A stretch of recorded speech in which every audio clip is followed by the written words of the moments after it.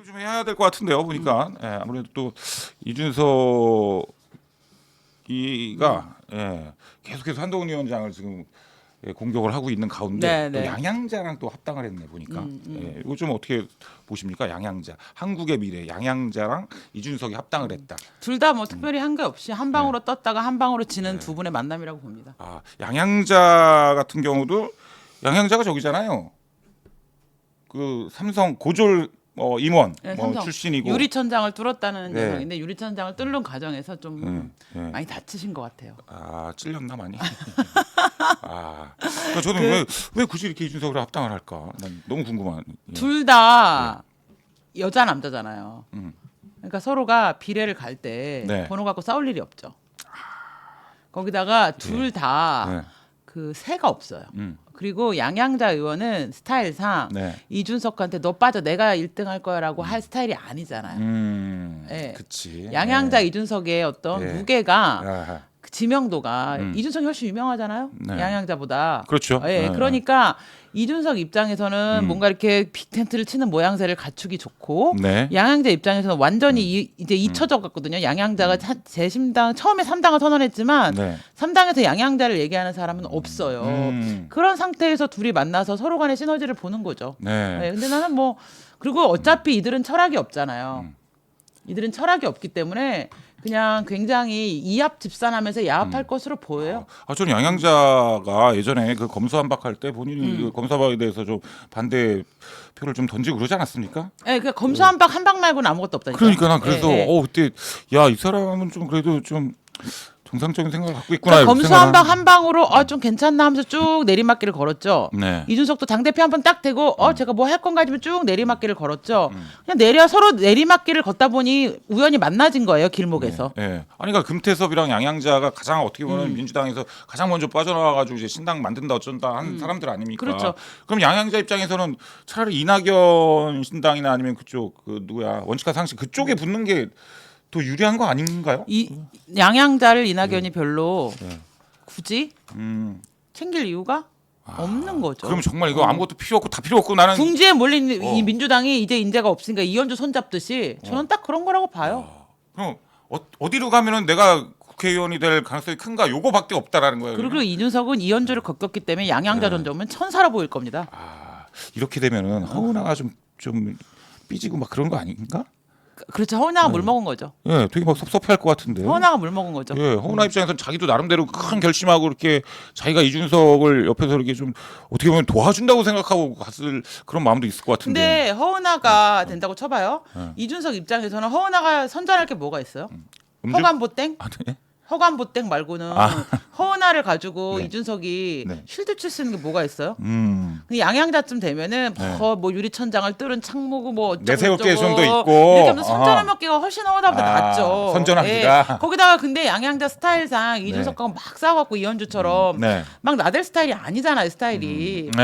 그러니까 이준석 입장에서는 허은하보다는 양양자가 낫죠. 허은하는 상품 가치가 없어요. 상품성이 없어요. 아, 그렇습니다. 예. 그 한동희 위원장 같은 경우 오늘 그 숭실대에서 또 이렇게 토론을 또 했더라고요. 청년들이랑 네. 예, 하면서 한 얘기가 한 얘기 중에 하나가 또 운동권 얘기를 또 하시더라고요. 그러니까 운동권들한테는 안 미안하지만 요즘 청년들한테는 좀 미안하다. 이런 그거는 얘기를 하셨고. 운동권들한테 하는 얘기예요. 니네 네, 이제 더 이상 영수증 내밀지 말고 정말 청년들한테 미안해야 된다라고 하는 저는 또 하나의 또 운동권들에게 고함 이런 마음도 있다고 봐요. 맞습니다. 네. 그러니까 우리가 항상 운동권에 대해서 비판하는 것 중에 하나가 그거잖아. 쥐들이 다 뭔가 다 대한민국을 뭐 이렇게 만든 것처럼 생색내고 그리고 들어와가지고 다 해먹고 이런 거를 그리고 자기들한테 고마워해야 한다 뭐 이런 것 때문에 비판을 했는데 임종서이가 대놓고 그때 얘기를 한 거 아닙니까? 한동훈은 그 당시 운동했던 운동권 학생들한테 고마워해야 된다 막 이런 얘기를 한 거에 대해서 지금 우회적으로 지금 돌려친 거잖아요. 그렇죠. 네. 그러니까 왜 나는 너한테 고마울 게 없어. 이 정도 해줬으면은 사실 예를 들면 그런 거 있잖아. 사람이 생색을 내는 것도 정도가 있어. 네. 잔치상에 와가지고 접시 2개 날라주고 이 잔치는 내가 했으니까 이 잔치에 들어오는 모든 축의금은 내가 받을 거야라고 하는 거랑 똑같은 거야 지금. 운동권들은 사실 네. 접시 2개 옮겨주고 물잔 10개 깨먹었어. 내가 보기에는 접시값 아니, 물잔값 지금 내놔도 시원찮은 판에 어디 와서 이단치는 내 거니까 축의금 나한테 내놔라고 하는 거를 네. 계속 이렇게 몇십 년째 하고 있냐고. 맞습니다. 창피한 줄도 모르고. 심지어 그 당시에 운동권 학생들과 지금의 청년들을 비교를 해봤을 때 취업이나 이런 걸로 봤어도 운동권 학생은 그때 취업도 잘 됐다며요. 우리는 그렇게 학생회 막 사무실에 데모를 가면, 하고 그래도. 학생회 사무실에 가면은 네. 각 기업에서 입사원서가 이렇게 이렇게 쌓여 있었어요. 난 그게 좀 이해가 안 가는 게 학생을 유치했어. 아니 군사 정권이고 그 독재 시대에 자기네 정권을 그렇게 욕하고 돌 던지고 한병 던졌던 애들은 또 그렇게 취직이 잘 되고 막 입사원서가 써 있었다고. 근데 이거는 이게 약간 그 당시에 우리가 이제서야 아마 진실들이 까지는 거지만 네. 그 당시에 어른들이 너무 관대했고 너무 네. 운동권을 몰랐어. 첫 번째는 그 당시에 이제 어른들은 HY윤님 감사합니다. 그 당시에 어른들은 네. 학생들이 막 데모하고 그러면 아유 젊은 혈기에 그럴 수 있지 그렇게 일찍 생각했고 또 우리가 너무너무 가난한 사회에서 못 배우고 못 입고 해서 어떻게 키운 애들이야. 그 소 팔고 땅 팔아고 부모들이 죽도록 일하고 월남전 가서 사우디 가서 그 더운 데서 목숨 걸어가면서 일해가지고 그 돈으로 가르치고 키운 애들이잖아. 네, 얼마나 그러니까 나라를 일으킬 동량이 될 거야. 근데 그래 젊은 혈기 한번 저럴 수 있지라고 했지만 그 젊은 혈기가 왜 늙은 혈기까지 계속 오는 줄 아세요? 이거는 순수한 젊은 혈기가 아니었거든. 우리는 분단 상태였고 네. 북한의 지령이 이렇게 깊숙하게 수십 년 동안 계속될지 몰랐던 거거든. 그러니까요. 아니 예. 보통 그때 뭐 민주화 운동에 참여했던 어떤 시민들이나 뭐 그 당시 그냥 네, 순수한 네. 학생들은 뭐 그럴 수 있는데 이 주사파 같은 경우는 주사파 운동권 같은 경우는 북한의 지령을 받고 움직인 거라며요. 그럼요. 그러니까 네. 82년대부터 이미 주사파가 되게 우리나라 사회에 생기기가 공고해지기 신기하고 조직화되기 시작했거든요. 네. 그 전에 있는 주사파는 대중적이진 않았어. 다 지하에 있어갖고 네. 잘 뭐 통역당처럼 이렇게 조직 사건 하나 털면 털렸단 말이야. 네. 근데 82년부터 81년, 82년부터는 주사파 운동이 학생회로 올라오면서 굉장히 대중화되거든요. 근데 그거를 놓친 거야. 그때 발본 세건에서 죽여놨어야 되는데. 그러니까. 그거를 놓친 거야. 그럼 임종석 같은 경우도 주사파 아닙니까? 예, 그런 주사파가 북한의 지령을 받고 움직였던 그 주사파가 한동훈 위원장한테 미안해야 된다, 우리한테 미안해야 된다라고 얘기하는 건 그럼 뭐 북한한테 미안해야 된다라는 그런도 연결되는 거 아니야? 어떻게 따지면 그런 거지. 정말 말도 안 되는 소리 하는 거 아닙니까? 그리고 나는 운동권들이 자기네가 뭔가 독재를 청산하고 민주주의를 만들었기 때문에 우리가 뭐 대단한 일을 했다고 하는데 네. 내가 좀 다시 생각을 해봤어요. 근데 그 전에 못 사는 나라 있잖아. 네. 너무 경제력이 떨어지잖아요. 그러면 봐봐. 오늘 내가 내일 당장 먹을 끼니가 없어. 네. 근데 당신 집에서 끼니가 없는데 당신 아들이 아빠 저의 자율성과 개성을 존중해 주세요. 그거 말이야 막걸리야. 인간이 가장 근원적인 생존의 욕구를 먼저 해결해야 되잖아. 그렇죠. 그게 대한민국이 건국돼서 사실상 거의 야만에 가까웠던 나라가 현대 예.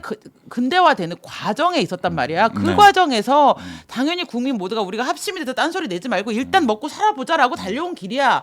그리고 먹고 살만해졌어. 네. 그러면 개별 개별의 의견과 개인의 자유가 보장돼야 되는 이제 그게 열려져야 되는 때인데 네. 운동권이 들어와서 독재를 한 거야. 이건 운동권 독재로 인해서 좌편향적 독재가 시작된 거라고. 이제 그걸 끝장내고 정말 우리가 네. 이제 먹고 살만한 나라고 자유주의 국가고 국민들의 의식이 높아졌으니까 개별 국민 한 사람 한 사람이 다양한 의견과 자아를 실현해가는 나라를 만들려고 하는데 그것을 지체시키면서 운동권 독재를 강화해서 다른 독재로 사실상 만들어진 어떤 경제 성장의 토대 위에서 개짓한 게 누군데 지네잖아. 그러니까 이제 운동권 독재를 청산해야 되는 거야. 왜 운동권 독재를 청산해야 되냐면 우리는 이제 개인의 자유와 개인주의와 자유주의를 누릴 수 있는 그런 국민적 수준과 경제적 수준이 되기 때문에 우리의 권리를 되찾는 과정인데 얘네가 민주화를 한 게 아니고 87년에 끝났고 그 이후의 모든 과정은 오히려 국민 개인이 자기의 어떤 선진국 국민으로서 누려야 할 자유와 그런 어떤 개인주의를 막고 네. 그거를 무슨 개딸 무슨 뭐 이런 깨심이 뭐 이런 개소리로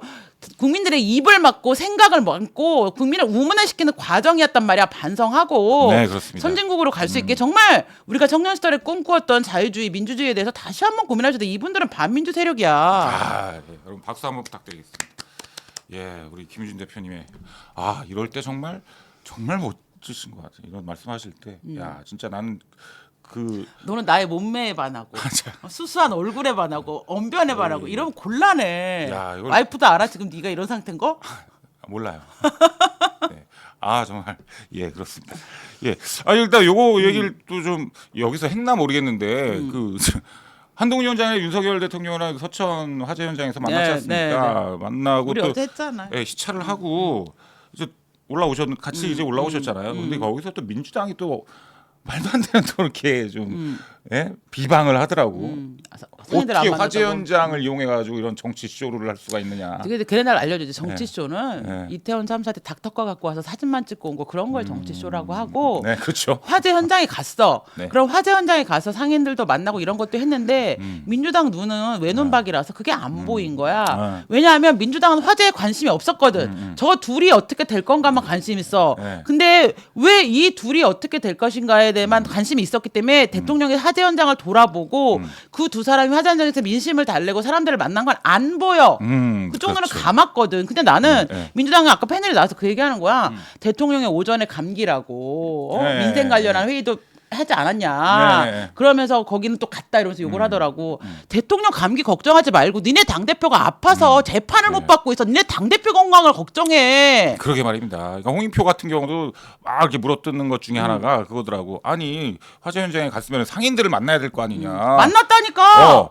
그러니까 남들이 보면은 진짜 상인을 안 만난 줄 알겠어. 그러니까요. 예, 이거 팩트 체크가 절대 안 돼 있어서 그러니까요. 이렇게 욕을 하더라고 보니까 난 깜짝 그러니까 놀랐습니다. 그런 거 걱정 말고 당 대표가 재판 갔으면 청청래 뭐해? 음. 왜 안 갔어? 지네는 왜 안 갔어? 아니 지네는 아무도 안 갔어. 거기 의원이 홍익표가 살짝 갔대요 가기는. 가서 뭐 했는데? 홍익표 뭐, 뭐 했는지나 까 아니 이제 그러면. 또 상인 또 몇 명 만났나 봐. 그러니까. 네, 그와 또 얘기를 하는 상인 건데. 몇 명 만났어. 그러게 까봐. 말이야. 그래서 네가 네. 해줄 수 있는 게 뭔데? 그러면, 대통령은 맞아요. 당장 아침에 업무지 싣고 내려갔고 올라와서도 재정 얘기했어. 그럼 넌 뭐 했는데? 맞습니다. 예. 그러니까 홍익표 같은 경우는 뭐 아니 그러면 대통령이 일단은 그러니까 몇 명이 있었대요. 어떤 상인도 저쪽 딴 데 가서 좀 이렇게 기다리고 있는 상인 몇 명이 좀 네. 아 왜 우리 안 보고 가냐 이런 말이 있긴 있었대. 어. 근데 대통령이라는 분은 좀 그런 거 아닙니까? 정말 큰 선에서 어떤 그 화제를 좀 점검하고 그럼요. 어떤 다 상임위원장들 다 만났다며요. 다 만나고 그럼요. 예, 그 좀 바운더리 좀 큰 느낌이잖아요. 그 나머지 세세한 부분은 또 장관이나 뭐 당연하게. 예. 아니 대통령이 가서 그럼 거기 전무들이 하는 서천 주민들 거잖아. 다 만나가? 그건 선거운동이고. 그러니까 대통령이 왜 그래야 예. 되는데 상인 대표 만났고 그렇습니다. 그쪽에 일부 상인 대표랑 얘기해서 만났고 그러니까. 의견 들었고 현장 봤잖아. 그러니까. 그러면 대책을 마련해야지. 대통령이 예. 거기 가서 상인 한 명만 만나고 악수하면서 국민의힘 지지해 주세요 이렇게 해야 되겠어? 그러니까요. 그럼 니네나 하고 니네는 도대체 그렇게 뭐 하지. 아는 거야 모르는 거야 진짜 그거 시스템에 대해서 그러니까요. 정말. 그러니까요. 그럼 니네 당 대표 그때 뭐 하고 있었니? 그러니까. 재판 받고 있었다며 재판. 예. 그리고 아프다고 갔다며. 그러니까. 아니 아침 한 시간 동안 정작 그 자기가 앞에 대변에서 열변을 토하시더니 네. 야 우리 서민 교수님도 저렇게 목이 아프고 힘들어도 여기 앉아가지고 오늘 하루 종일 일정을 소화하는데 네. 미친 새끼가 뭐 1분 앉았다가 나가가면서 그러니까 우리 대통령은 감기 걱정하지 마시고요. 네. 자기 재판도 소화를 못하는 당무는 물론이거니와 자기 재판도 소화 못하는 당 대표 건강과 정신 상태에 신경을 쓰시는 게 좋겠다. 맞습니다. 예. 헬기를 태워서 보내던지 그 정도 됐으면. 네.